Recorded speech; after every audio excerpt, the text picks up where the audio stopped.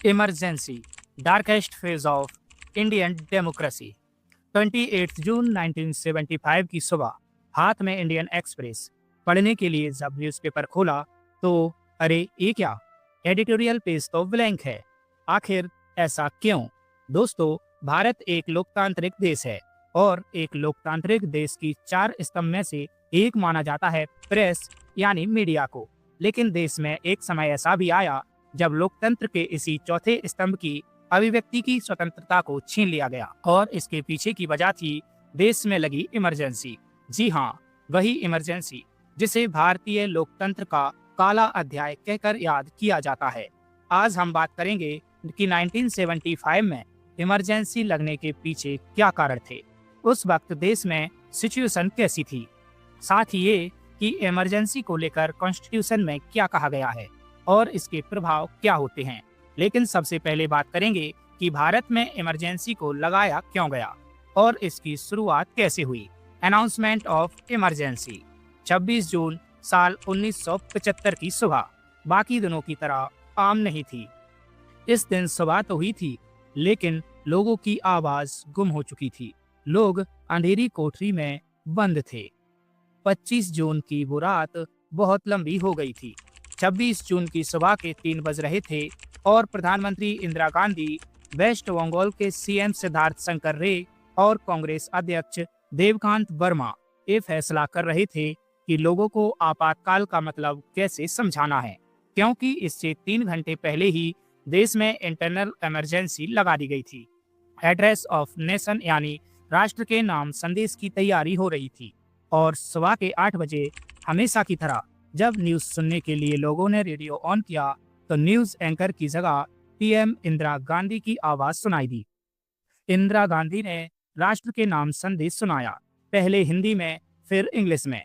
संदेश में इंदिरा ने कहा कि भाइयों बहनों, राष्ट्रपति जी ने आपातकाल की घोषणा की है लेकिन इससे आम लोगों को डरने की जरूरत नहीं है। Brothers sisters, the president has declared a state of emergency but common people need not be afraid of this. पूरा देश यह सुनकर हैरान रह गया था।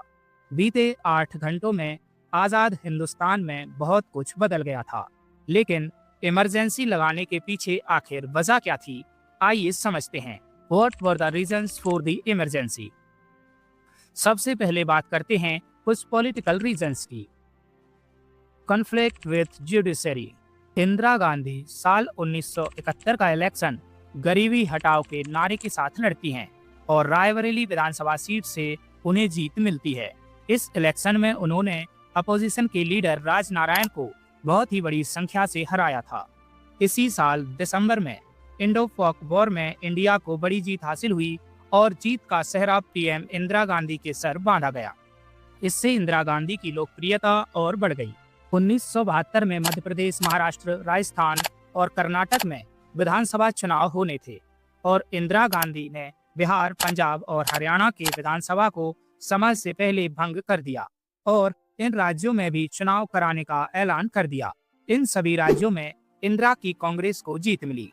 साल 1972 में तमिलनाडु को छोड़कर पूरे भारत पर इंदिरा की कांग्रेस का ही रूल था और इसके साथ शुरू हुआ इंदिरा का राज। इंदिरा सब कुछ धीरे धीरे चेंज कर रही थीं। इंदिरा इस वक्त काफी ज्यादा पॉपुलर हो गई थीं। अपनी पॉपुलैरिटी को बनाते हुए उन्होंने 2 बड़े फैसले लिए। एक था प्रिवी पर्स का खात्मा और दूसरा बैंक्स का नेशनलाइजेशन। हालांकि उनके इन फैसलों से एक बड़ा वर्ग असहमत था। इन फैसलों को सुप्रीम कोर्ट में चैलेंज किया गया और सुप्रीम कोर्ट ने अपनी सुनवाई में पीएम इंदिरा गांधी के इन दोनों ही फैसलों को खारिज कर दिया। पीएम इंदिरा सुप्रीम कोर्ट के इस जजमेंट से बिल्कुल खुश नहीं थी। इसके बाद उन्होंने इस जुडिशियल ऑब्स्टेकल को हटाने के लिए कॉन्स्टिट्यूशनल अमेंडमेंट का रास्ता अपनाया। वो कॉन्स्टिट्यूशन में 24th और 25th अमेंडमेंट लेकर आई। 5 नवंबर 1971 को 24th अमेंडमेंट लाया गया, जिसमें कहा गया कि संसद कॉन्स्टिट्यूशन के किसी भी पार्ट में चेंजेस ला सकती हैं और 1972 के अप्रैल में 25th अमेंडमेंट लाया गया। इसके तहत प्रॉपर्टी के फंडामेंटल राइट्स को कर्टेल किया गया और कहा गया कि पब्लिक यूज के लिए अगर प्राइवेट प्रॉपर्टी को जब्त किया जाता है तो कंपनसेशन का अमाउंट सरकार ही तय करेगी। इसमें कोर्ट्स किसी भी तरह का इंटरफेरेंस नहीं कर सकती। इन अमेंडमेंट्स को भी सुप्रीम कोर्ट में चैलेंज किया गया और लैंडमार्क केस केशवानंद भारती में कोर्ट ने अपना जजमेंट सुनाया। इसके बाद कोर्ट की पावर्स वापस रिस्टोर हो चुकी थी और कहीं ना कहीं इंदिरा गांधी का जुडिशियरी से टसल बढ़ता जा रहा था। Movement in Gujarat and Bihar. इसके अलावा दोस्तों, इंदिरा जिन वादों की वजह से पीएम बनी थी उन्हें वो कहीं ना कहीं पूरा नहीं कर पा रही थी। देश में गरीबी बढ़ती जा रही थी, करप्शन, महंगाई, जमाखोरी अपने चरम पर थी। कई राज्यों में सूखा पड़ गया था, उनमें से ही एक राज्य गुजरात था। ऐसे हालातों में लोगों में सरकार के खिलाफ गुस्सा बढ़ता जा रहा था और एक गुस्सा फूटा 20 नवंबर 1973 को, जब एलडी इंजीनियरिंग कॉलेज अहमदाबाद के स्टूडेंट्स ने प्रोटेस्ट शुरू कर दिया। स्टूडेंट्स ने बढ़े हुए खाने के रेट्स के खिलाफ विरोध प्रदर्शन करना शुरू किया। उधर बिहार में नारा गूंजा कि गुजरात की जीत हमारी है और अब बिहार की बारी है। 18 मार्च 1974 को बिहार में स्टूडेंट्स ने प्रोटेस्ट किया और बिहार विधानसभा का घेराव किया, जिसमें पुलिस एक्शन में 3 स्टूडेंट्स मारे गए। जब इसकी खबर जनता में पहुंची तो लोगों का गुस्सा फूट पड़ा और नतीजतन 23 मार्च 1974 को बिहार बंद का ऐलान किया गया। सरकार ने प्रोटेस्ट को काबू करने के लिए बहुत से स्टूडेंट्स को अरेस्ट कर लिया, जिसके बाद स्टूडेंट्स यूनियन ने जयप्रकाश नारायण को बुलावा भेजा। जेपी एक फ्रीडम फाइटर थे और राजनीति से दूर रहकर समाज सेवा कर रहे थे, लेकिन जेपी दूर से खड़े हुए सब होता हुआ देख रहे थे। जेपी ने स्टूडेंट्स यूनियन का इनविटेशन एक्सेप्ट किया और देश भर में आंदोलन की घोषणा कर दी। उसी दौरान समाजवादी नेता जॉर्ज फर्नांडिस ने रेलवे हड़ताल की घोषणा कर दी। मई 1974 से शुरू हुआ यह आंदोलन 3 महीनों तक चला। इसे लगभग 1 लाख रेलवे कर्मचारियों ने सपोर्ट किया। इस तरह बिहार और गुजरात से चला यह आंदोलन धीरे धीरे पूरे देश में फैल रहा था। उस वक्त देश की राजनीति 2 लोगों के इर्द गिर्द घूम रही थी। एक तरफ पीएम इंदिरा गांधी थी तो दूसरी तरफ जयप्रकाश नारायण थे। इसी बीच कुछ ऐसा हुआ जिसने आग में घी डालने का काम किया, और वो था इलाहाबाद हाई कोर्ट का एक ऑर्डर। आइए जानते हैं एक क्या ऑर्डर था। Allahabad high court order. देश में सरकारें आम लोगों से लगातार दूर होती चली जा रही थीं। साल 1974 में ही सुप्रीम कोर्ट में एक पिटीशन लगाई गई, रिप्रेजेंटेशन ऑफ पीपल्स एक्ट 1951 में हुए अमेंडमेंट के खिलाफ। पिटिशनर राज नारायण, ये वही नाम था जिसने लगभग 3.5 साल पहले यानी 24 अप्रैल 1971 को इलाहाबाद हाई कोर्ट में एक और पिटीशन दायर की थी, और वो थी पीएम इंदिरा गांधी के चुनाव के खिलाफ। इसमें आरोप लगाया गया था कि पीएम इंदिरा ने इलेक्शन में अनफेयर मीन्स का यूज किया है और इसलिए उनके इलेक्शन को रद्द कर दिया जाना चाहिए। आजाद भारत में यह पहली बार हुआ कि कोई प्राइम मिनिस्टर पद पर रहते हुए कोर्ट में पेश हुआ। 22 जून 1975 को इलाहाबाद हाई कोर्ट जज जगमोहन लाल सिन्हा ने इंदिरा गांधी का इलेक्शन कैंसिल कर दिया और उनके अगले 6 साल तक चुनाव लड़ने पर रोक लगा दी। मार्च 1971 के इलेक्शन में करप्शन के आरोप में इलाहाबाद हाई कोर्ट के इस फैसले भारत की राजनीति में गर्माहट पैदा कर दी। इसके बाद मामला सुप्रीम कोर्ट गया। 24 जून 1975 यानी इमरजेंसी से एक दिन पहले सुप्रीम कोर्ट के जज जस्टिस अय्यर ने अपना फैसला सुनाया। सुप्रीम कोर्ट ने इलाहाबाद हाई कोर्ट के इलेक्शन कैंसिल करने के फैसले को सही बताया, लेकिन इंदिरा को प्राइम मिनिस्टर बने रहने की छूट दी। वो लोकसभा में तो जा सकती थीं, लेकिन वहां वोट नहीं कर सकती थीं, और ये इमरजेंसी के जस्ट 2 दिन पहले हुआ था। उधर जेपी आंदोलन धीरे धीरे पूरे देश में तेज हो गया था। कोर्ट की जजमेंट के बाद इसके और ज्यादा उग्र होने के आसार साफ नजर आ रहे थे। इस आंदोलन को सफल बनाने के लिए अपोजिशन ने अपनी पूरी ताकत झोंक दी थी। 25 जून को जेपी ने दिल्ली के रामलीला मैदान से ऐलान कर दिया कि अगर इंदिरा अपना पद नहीं छोड़ती हैं तो पूरे देश में आंदोलन किया जाएगा। इस दौरान इस रैली में पूरा विपक्ष शामिल हुआ था। रामलीला मैदान में 5 लाख लोगों का हुजूम जेपी का भाषण सुनने के लिए आया था। चारों ओर चेहरे ही चेहरे थे, भीड़ ही भीड़ थी। जेपी ने यहीं से नारा दिया, सिंहासन खाली करो, देखो जनता आती है। इंदिरा को डर था कि जयप्रकाश के आह्वान पर सेना तख्ता पलट ना कर दे, जिसके बाद इंदिरा गांधी ने इंटरनल डिस्टरबेंस को देखते हुए अपने कंसल्टेंट से सलाह ली और देश में 25 जून की आधी रात को नेशनल इमरजेंसी लगा दी। लेकिन इन सब से अलग इंदिरा गांधी ने इसके पीछे कुछ और ही वजह बताई। आइए देखते हैं वो क्या थी। Indira Gandhi mentioned 3 reasons for the emergency in 1975। 1975 में इमरजेंसी के लिए इंदिरा गांधी ने 3 वजह बताई थी। इंडियन एक्सप्रेस की एक रिपोर्ट के मुताबिक इंदिरा गांधी सरकार द्वारा बताया गया कि भारत में 21 मंथ तक चलने वाली इस इमरजेंसी का मेन मोटिव देश में फैले इनर टर्मोइल यानी आंतरिक अशांति को कंट्रोल करना था। इसलिए देश भर में कॉन्स्टिट्यूशनल राइट्स को सस्पेंड किया गया। फ्रीडम ऑफ स्पीच और फ्रीडम ऑफ प्रेस पर रोक लगा दी गई। इंदिरा गांधी ने अपने संबोधन में 3 वजहों का जिक्र किया था और इमरजेंसी को सही बताया था। पहली वजह देते हुए उन्होंने कहा, देश में जयप्रकाश नारायण द्वारा शुरू किए गए आंदोलन की वजह से भारत की सुरक्षा और लोकतंत्र खतरे में है।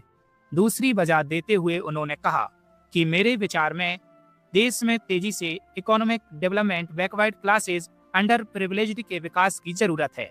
और तीसरी वजह बताते हुए इंदिरा गांधी ने कहा कि विदेशों से आने वाली शक्तियां भारत को अनस्टेबल और वीक कर सकती हैं। दोस्तों, हम आपको बता दें कि इंदिरा गांधी जिस जयप्रकाश नारायण को देश के लिए खतरा बता रही थी, ये वही जयप्रकाश नारायण थे जिन्हें कभी देश के पहले प्रधानमंत्री जवाहरलाल नेहरू उप प्रधानमंत्री बनाना चाहते थे। और ये वही जयप्रकाश नारायण थे जो कभी इंदिरा गांधी को मेरी प्यारी इंदु कहकर सलाह किया करते थे। ये वही जयप्रकाश नारायण थे जिन्होंने कभी कुर्सी के लिए राजनीति नहीं की। और ये वही जयप्रकाश नारायण थे जो इस वक्त देश के सबसे बड़े नेता थे। दोस्तों, इमरजेंसी हिंदुस्तान के लोकतंत्र पर लगा सबसे काला गहरा धब्बा है। इस इमरजेंसी के पीछे की असली वजह कौन रहा, इंदिरा गांधी, जयप्रकाश नारायण या कोई और ही? पूरी कहानी सुनने के बाद आप यह अच्छी तरह समझ सकते हैं। अब हम बात करेंगे इंदिरा गांधी ने कॉन्स्टिट्यूशन के कौन से आर्टिकल का यूज करके देश में नेशनल इमरजेंसी लगाई थी। Emergency provisions of the constitution of India. PM Indira Gandhi ने कॉन्स्टिट्यूशन के आर्टिकल 352 के अंडर देश में इंटरनल इमरजेंसी लागू की थी। दोस्तों, इमरजेंसी हमारे इंडियन कॉन्स्टिट्यूशन में वो प्रोविजन है जिसका इस्तेमाल सरकार तब कर सकती है जब देश किसी इंटरनल, एक्सटर्नल या फाइनेंशियल खतरे का सामना कर रहा हो। इंडियन कॉन्स्टिट्यूशन के 18th पार्ट में आर्टिकल 352 से 360 तक इमरजेंसी का प्रोविजन दिया गया है। इमरजेंसी के वक्त देश के सारे पावर सेंट्रल गवर्नमेंट के अंडर आ जाते हैं। देश में इमरजेंसी केवल राष्ट्रपति यानी प्रेसिडेंट ही लगा सकता है। बता दें कि इससे पहले पूर्व पीएम लाल बहादुर शास्त्री के समय 1962 इंडो चाइना वॉर के दौरान और 1971 इंडो पाक वॉर के समय भी आर्टिकल 352(1) के अंडर नेशनल इमरजेंसी लगाई गई थी। इंडियन कॉन्स्टिट्यूशन में 3 तरह की इमरजेंसी के प्रोविजंस हैं। पहला, नेशनल इमरजेंसी आर्टिकल 352, दूसरा प्रेसिडेंट रूल और स्टेट इमरजेंसी आर्टिकल 356 और तीसरा फाइनेंशियल इमरजेंसी आर्टिकल 360। अभी तक भारत में कभी भी फाइनेंशियल इमरजेंसी नहीं लगाई गई है, लेकिन इमरजेंसी के इन प्रोविजंस की जरूरत क्या है?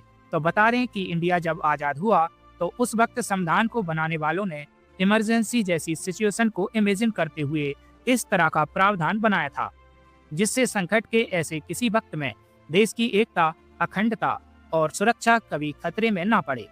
इसके तहत सेंट्रल गवर्नमेंट बिना किसी रोक टोक के सीरियस डिस्कशन ले सकती है और किसी भी परिस्थिति से देश को उबार सकती है। इंदिरा गांधी ने इसी आर्टिकल का फायदा उठाते हुए देश में इमरजेंसी लगा दी थी। आइए अब जानते हैं उनके इस फैसले के क्या परिणाम देखने को मिले। Effects and consequences of emergency.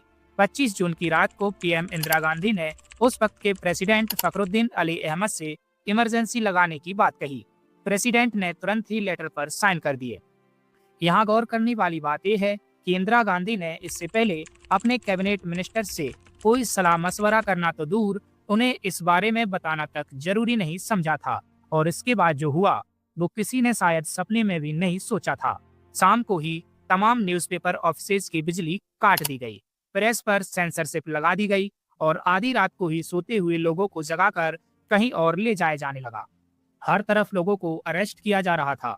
Misa और DIR जैसे एक्ट्स के तहत देश में 1 लाख से ज्यादा लोगों को गिरफ्तार किया गया, जिनमें 11,000 अपोजिशन लीडर्स शामिल थे। इन सभी को अरेस्ट कर जेल में डाल दिया गया। इंदिरा को जिन अपोजिशन लीडर्स से खतरा महसूस हो रहा था, जैसे अटल बिहारी वाजपेयी, लाल कृष्ण आडवाणी, मुलायम सिंह यादव आदि, सभी को आधी रात को ही उठा लिया गया। इसके साथ ही देश में सबसे बड़े गांधीवादी नेता जेपी को भी अरेस्ट कर लिया गया। उन्होंने कहाँ सोचा होगा कि आजादी के बाद भी उन्हें एक बार फिर जेल जाना होगा। इन सब के साथ ही सरकार ने नजरबंदी कानून का इस्तेमाल काफी बड़े लेवल पर किया। जिन लोगों की इस वक्त गिरफ्तारी हुई थी, वो लोग बेल के लिए पिटीशन भी नहीं डाल सकते थे। इसी बीच इंफॉर्मेशन एंड ब्रॉडकास्टिंग मिनिस्टर का कार्यभार गुजराल से लेकर संजय गांधी के चहेते विद्याचरण शुक्ल को दे दिया गया। शुक्ल ने सेंसरशिप की बागडोर अपने हाथों में ले ली, जिसके बाद प्रेस सेंसरशिप का भयानक दौर शुरू हुआ।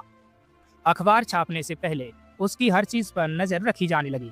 अगर कुछ अखबारों को छोड़ दें तो पूरी की पूरी मीडिया इंदिरा गांधी के आगे झुकती नजर आ रही थी। इस पर लालकृष्ण आडवाणी ने कहा था कि मीडिया को झुकने को कहा था और वो रेंगने लगी।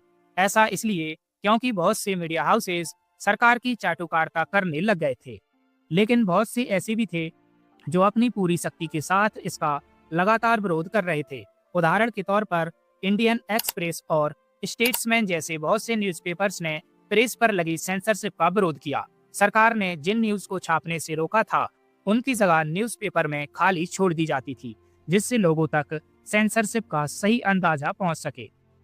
इमरजेंसी की गाज केवल भारतीय पत्रकारों पर ही नहीं, बल्कि विदेशी पत्रकारों पर भी गिरी। विदेशी अखबारों के मालिकों को उनकी खबरों के लिए अरेस्ट तो नहीं किया जा सकता था, लेकिन उन्हें देश से निकाला जाने लगा। इसमें सबसे पहले वॉशिंगटन पोस्ट नाम के अखबार के लुइस एम सिमेंस, क्योंकि उन्होंने Sanjay Gandhi and his mother नाम से एक आर्टिकल लिखा था। इसी तरह बीबीसी के मार्क टेली को भी इंडिया छोड़कर जाना पड़ा था। इस तरह से जेल एक तरह से राजनीति की पाठशाला बन गई थी। बड़े नेताओं के साथ जेल में युवा नेताओं को बहुत कुछ सीखने समझने का मौका मिला। मीडिया रिपोर्ट और इतिहासकारों ने इस इमरजेंसी को कंट्रोवर्शियल और अनडेमोक्रेटिक कहा। इसे लागू करने के बाद राजनीतिक तौर पर इंदिरा गांधी के घोर विरोधी जेपी ने इसे भारत के लोकतंत्र के इतिहास का काला अध्याय कहा है। इमरजेंसी ने देश के राजनीतिक दलों से लेकर पूरे पॉलिटिकल सिस्टम को हिलाकर रखा ही हुआ था। दूसरी तरफ संजय गांधी ने देश को आगे बढ़ने के नाम पर 5 सूत्री एजेंडा लागू कर दिया। उनमें थे family planning, elimination of dowry system, adult education, planting trees, eradication of caste system. लेकिन इस एजेंडा में सबसे ज्यादा भयानक था स्टेरिलाइजेशन यानी नसबंदी का फैसला। इस फैसले ने इसे राजनीतिक गलियारों से निकालकर आम जन के निजी जीवन तक पहुंचा दिया।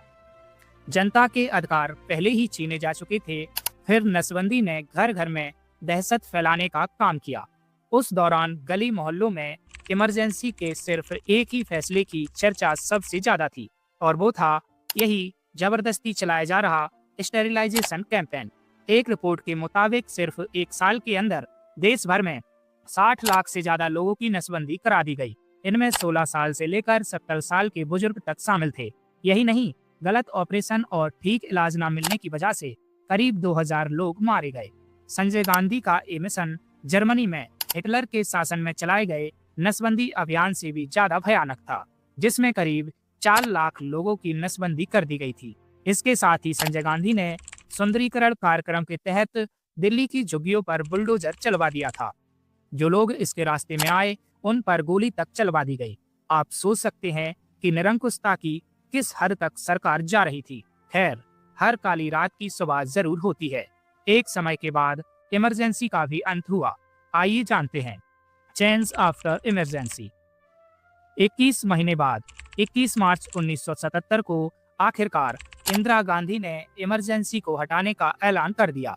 उन्हें सलाह दी गई थी कि इस समय अगर इमरजेंसी को हटाकर इलेक्शन करा दिए जाएं, तो जीत उन्हीं की होगी। लेकिन इमरजेंसी लगाने का फैसला इंदिरा गांधी की सरकार और कांग्रेस को भारी पड़ा। इसके बाद हुए इलेक्शन में इंदिरा गांधी की सबसे बड़ी हार हुई और मोरारजी देसाई की लीडरशिप में देश में पहली बार गैर कांग्रेस की सरकार बनी। जनता पार्टी की सरकार आते ही इमरजेंसी प्रोविजंस के मिसयूज पर रोक लगाने के लिए कुछ कदम उठाए गए। 44वें संविधान संशोधन 1978 के जरिए इमरजेंसी प्रोविजन के मिसयूज को रोकने की व्यवस्था की गई और साथ ही इसके द्वारा आपातकाल के दौरान हुए 42nd अमेंडमेंट की कंट्रोवर्शियल प्रोविजंस को भी रद्द कर दिया गया। इसके अलावा 43वें संविधान संशोधन के जरिए हाई कोर्ट और सुप्रीम कोर्ट के अधिकार वापस दे दिए गए। इमरजेंसी के 21 महीनों में इंदिरा गांधी बेहद ताकतवर सत्ताधारी बनी रहीं, लेकिन इसके खिलाफ उठी आवाज ने जल्द ही अधिनायकवाद के गुरूर को तोड़कर रख दिया। इमरजेंसी ने देश को एक बहुत बड़ा बदलाव ये भी दिया कि इमरजेंसी के बाद ही देश में पहली बार गैर कांग्रेस सरकार बनी।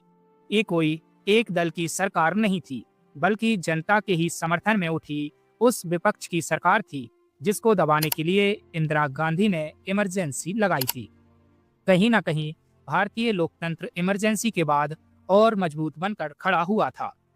कंक्लूजन, राजनीतिक तौर पर देखें तो इमरजेंसी का ये एपिसोड सबको ये सबक देता है कि चाहे आप कितने भी पॉपुलर हो जाएं, अगर आप जनता की उम्मीदों पर खरे नहीं उतरते तो आपका हर दाव उल्टा पड़ जाता है। लोकतंत्र में जनता की इसी शक्ति को राजनेता हमेशा याद रखते हैं। इसके अलावा इमरजेंसी के विरोध में मीडिया का योगदान भी हमेशा याद रखा जाता है। इमरजेंसी के काले अंधकार के हटने के बाद भारतीय राजनीति और ज्यादा परिपक्व होती नजर आई। उम्मीद करता हूँ दोस्तों क्लास आपको अच्छी लगी होगी। अच्छी लगी हो तो क्लास को लाइक कीजिए, दोस्तों के साथ शेयर कीजिए और हमारे चैनल को सब्सक्राइब करके हमारे साथ जरूर जुड़ जाइए। धन्यवाद।